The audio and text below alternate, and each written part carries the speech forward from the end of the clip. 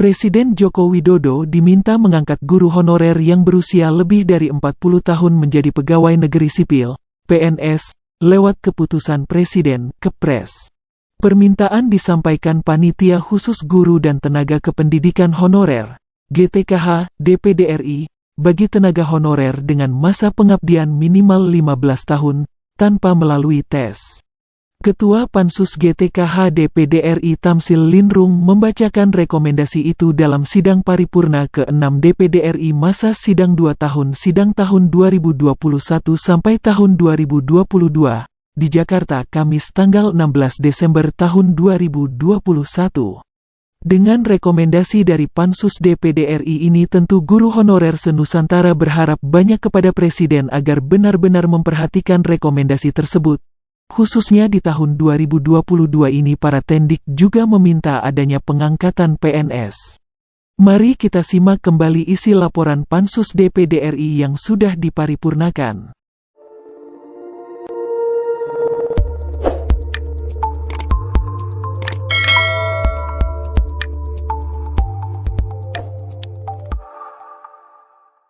Periode kerja Pansus Guru dan Tenaga Kependidikan Honorer DPD RI selama 6 bulan, Pansus berupaya mengumpulkan data dan informasi selengkap mungkin, memotret secara utuh problem guru dan tenaga kependidikan honorer, di mana Pansus sendiri telah melakukan serangkaian kegiatan, antara lain 1. Audiensi dengan guru dan tenaga kependidikan honorer non-kategori usia di atas 35 tahun, GTKHNK 35+, dan Serikat Guru Nasional Pendidikan Agama, SGNPA, pada tanggal 13 Juli tahun 2021.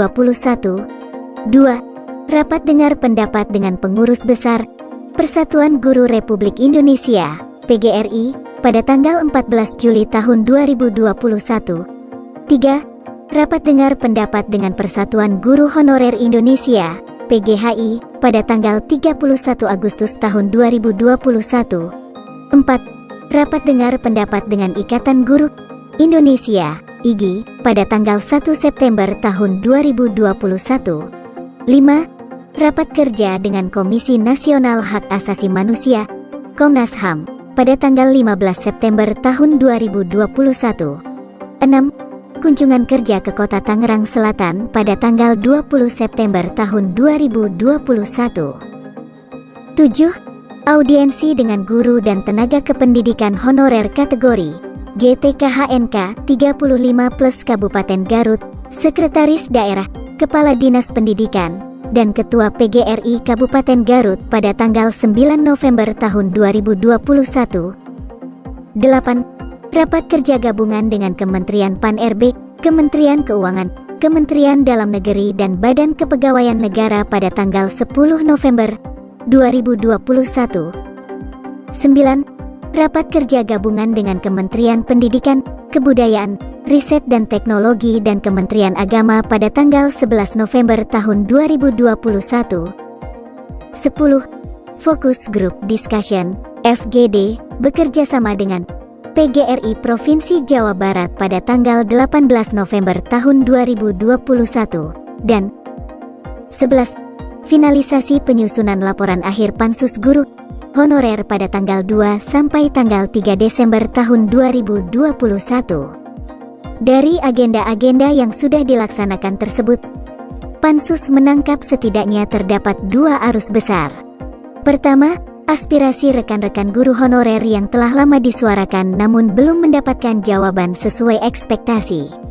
Kedua, sengkarut problematika guru honorer, butuh komitmen langkah penyelesaian yang komprehensif, tegas dan terarah. Tidak sekadar dengan kebijakan sporadis dan tambal sulam. Solusi itulah yang kemudian diformulasikan oleh Pansus Guru dan Tenaga Kependidikan Honorer DPD RI melalui poin-poin rekomendasi yang dimuat dalam laporan ini.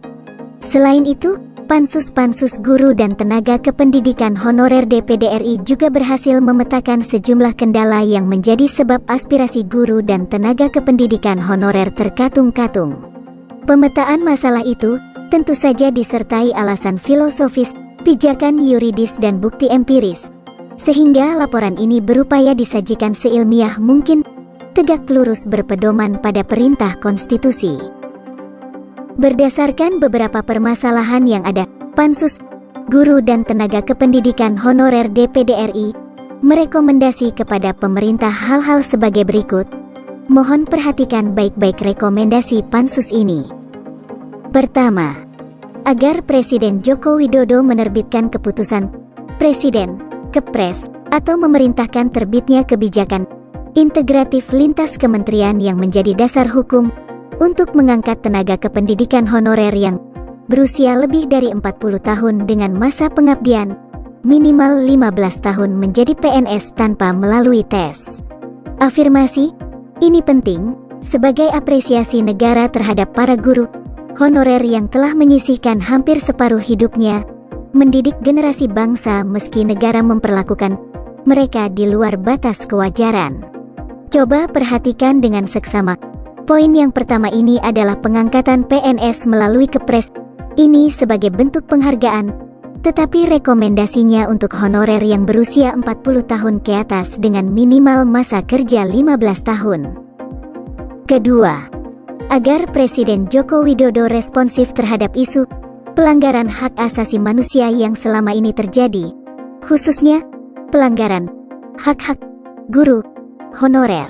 Sebagaimana diakui Komnas HAM dalam rapat kerja dengan Pansus Guru dan Tenaga Kependidikan Honorer DPD RI, Komnas HAM telah melaporkan sejumlah temuan terindikasi pelanggaran HAM atas guru honorer kepada Presiden. Namun, Presiden belum merespon laporan tersebut. Ketiga, agar Presiden menginisiasi rancangan Grand Design atau Blueprint tentang guru cetak biru. Dimaksud adalah pemetaan nasional yang memotret seluruh persoalan guru Indonesia, baik kebutuhan guru, sebaran guru, jenjang karir, kesejahteraan, dan semua hal terkait guru dari hulu ke hilir, dari masalah sinkronisasi data hingga aplikasi lapangan. Pembuatan Grand Design ini harus melibatkan seluruh kementerian terkait, organisasi profesi, guru, pakar pendidikan, dan seluruh stakeholder yang berkepentingan. Cetak biru guru Indonesia diharapkan menjadi bagian integral dari blueprint pendidikan yang juga harus dirumuskan bersama sesegera mungkin guna menangani problem pendidikan Indonesia secara komprehensif dan berjangka panjang. Keempat, agar Presiden memikirkan perlunya peraturan yang menjadi dasar hukum guru honorer. Pelaksanaan program PPPK tidak serta-merta dapat menampung atau menerima seluruh guru honorer.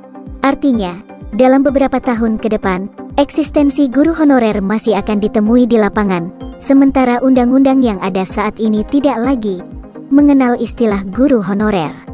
Kelima, agar Kemendikbudristek mengevaluasi dan membenahi proses pelaksanaan program PPPK. Beberapa hal yang perlu dilakukan antara lain: 1. Menyesuaikan passing grade atau nilai ambang batas yang dinilai terlalu tinggi. 2. Membuka peluang bagi tenaga administrasi seperti penjaga sekolah, pengelola dana BOS, operator, dan sebagainya. 3. Memberi peluang kepada guru agama untuk mengikuti seleksi PPPK guna mengisi kekurangan guru agama di sejumlah kabupaten dan kota. 4. Membenahi data calon peserta PPPK. Berdasarkan kasus yang ditemukan, terdapat data guru nonaktif namun muncul sebagai calon peserta seleksi. Juga terdapat guru honorer yang sudah 3 tahun berhenti mengajar tapi namanya muncul sebagai calon peserta seleksi PPPK.